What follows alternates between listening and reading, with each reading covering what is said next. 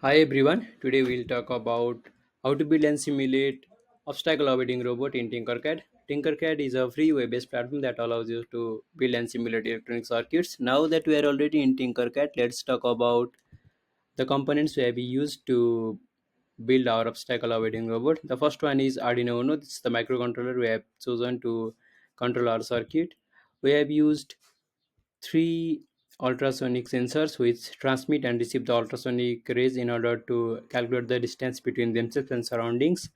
And we have used four DC motors in order to emulate the wheels of our robot, and a 16 by 2 LCD display to display the direction in which the robot is supposed to be going. A 9-volt battery powers the circuit, and this L293D motor driver controls the motors. Now let's talk about the implementation part. The logic is, if there are no obstacles at front, the robot will keep going straight, and if there is an at obstacle ahead, the robot will keep going back and then calculate the distance of the obstacle at left and right. And if there is a less distance to the obstacle at left, the robot will go right, and vice versa. And if there are obstacles at all three ends, the robot will stop. So this is the code we have written to simulate the obstacle avoiding robot. And here we can see this the distance of the obstacles measured by ultrasonic sensors uh, at each of the front, left and right sensors.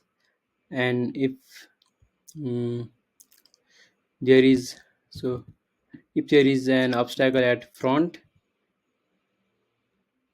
and then there is no obstacle within the threshold, we have said 20 centimeter between uh, the left sensor and obstacle, or the right sensor and obstacle, the robot will go back and measure the distance of the obstacle at left and right, and accordingly it will choose the direction left or right, otherwise it will keep going straight. So this is the implementation part, and now let's take a look at simulation.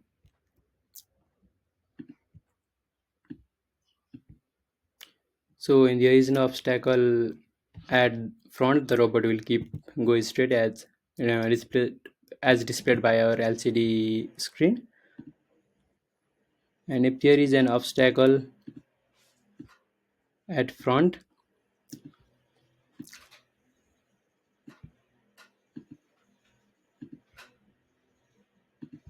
if there is obstacle at front and the distance between the obstacle and sensor at right is greater than that of left, the robot will go right.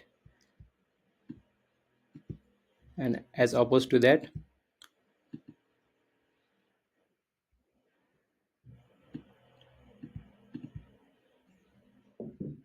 now the robot will go left because the distance between obstacle and robot at left is greater than that of right. And if all of three obstacles are within the range of 20 centimeter, then the robot will stop. So that's it.